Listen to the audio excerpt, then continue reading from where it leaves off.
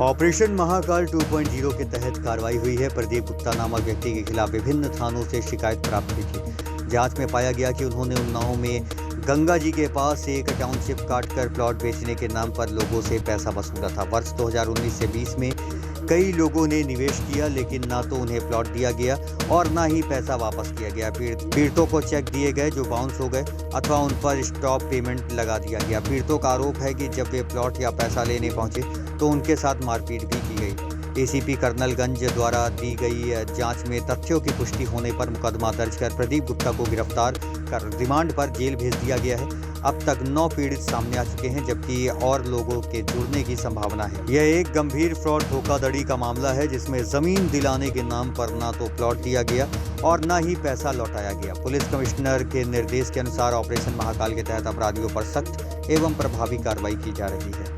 इसमें जब इसकी समीक्षा की गई तो एक प्रदीप गुप्ता करके जिनके खिलाफ 4 एप्लीकेशन डिफरेंट थानों से आई थी और उसकी जब समीक्षा की गई मीटिंग में तो ये पता चला कि इनके द्वारा एक उन्नाव में जस्ट गंगा जी उस पार इन्होंने एक टाउनशिप काटी और टाउनशिप काटने के आधार पर इन्होंने फिर लोगों से पैसा वसूलना शुरू किया। हमारे कोहना के जो मुकदमे के वादी है, उन्होंने जब इनसे अपना प्लॉटिंग करी 2019-20 में इन्होंने पैसा दिया और पैसा देने के बाद उन्होंने कहा कि मैं आपको प्लॉट दूंगा, नहीं प्लॉट दूंगा तो पैसा रिटर्न करूंगा और उसको जस्ट डबल में रिटर्न करूंगा। इन्होंने और इनके और साथियों ने जो इनके परिचित थे, सबों ने देखा वहाँ पे अच्छी टाउनशिप बन रही थी, इन लोगों ने पैसा इन्वेस्ट किया। इनको जब ये पोजीशन लेने गए तो इनको वहाँ पे पोजीशन नहीं दिया गया। इनके सदस्य बता रहे हैं कि मारपीट की गई, घुसने नहीं दिया। फिर इन्होंने जब कंप्लेन करी तो इन्होंने इनको चेक दिया।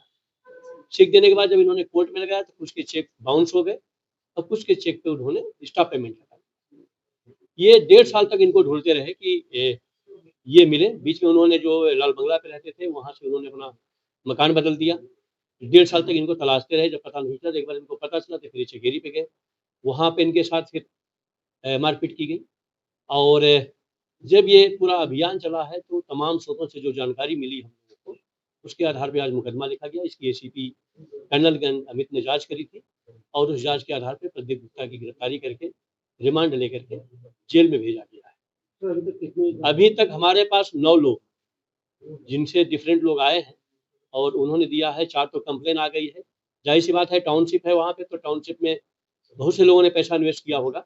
अब जैसे जैसे लोगों को पता चलेगा वो अपना आएंगे, क्योंकि इनको भी ढूंढने में 1.5 साल लगा है। जाहिर सी बात है और लोग होंगे, इसके माध्यम से आपके माध्यम से पता चलेगा।